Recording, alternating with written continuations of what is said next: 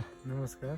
आता आपण तुमच्या कापसाच्या प्लॉट मध्ये आलेलो आहे. तर तुम्ही इकडून इकडे याच्या अगोदर दोडका पीक लावलं दोडका होतं. पिकासाठी आपण RMPH आणि कृषी अमृत बेसल डोस वापरली होती. बर हा, तर इथून इकडे काय ना, तर हे कापूस बारकाला आहे हो. आणि कापूस उची.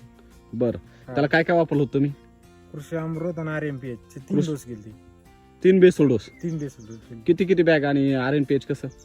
RMPH एक पाकिट आणि कृषी अमृतच्या 2 पोते समजा 2 पोते. हे किती वेळा टाकलं? 3 वेळेस. 3 वेळेस टाकलं होतं. हा. बरं आता कापूस बघतोय. आता हा कापूस आहे तुमचा. हा. इथून पलीकडे सगळा तुमचा कापूस जर पाहिला तर सगळा एकसारखा आहे, एकसारखं. बरोबर. हा. आणि इकडे जर पाहिलं तिकडे तूट झाली भरपूर. किती आलं इथे? आणि बघा आता शेजारी बघू, हे कापसा झाड बघा आणि हे कापसा झाड बघा. आता ह्याचं पान बघा केवढं आहे, हे बघा पान, आणि ह्याचं पान बघा केवढं आहे. काय फरक जाणवतोय का तुम्हाला? जाणवत आहे, सर. हे हा, कधी पान लक्षात मोठं आलं आहे. तुमच्या?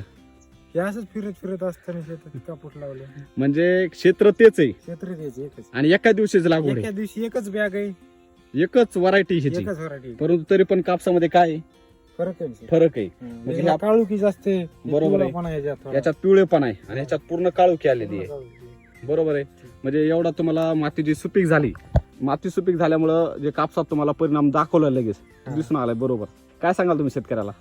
काय सॉइल चार्ज एसिड वापरायला पाहिजे. वापरायला पाहिजे. हा. म्हणजे तुम्हाला अनुभव आला इकडे अनुभव आहे, सर. कापसाला इकडून इकडं एकदम चांगला कापूस आहे आणि तोच इकडं बॅग असून इकडं बारीक बारीक बारीक बारीक आहे. हम्म. ओके, धन्यवाद.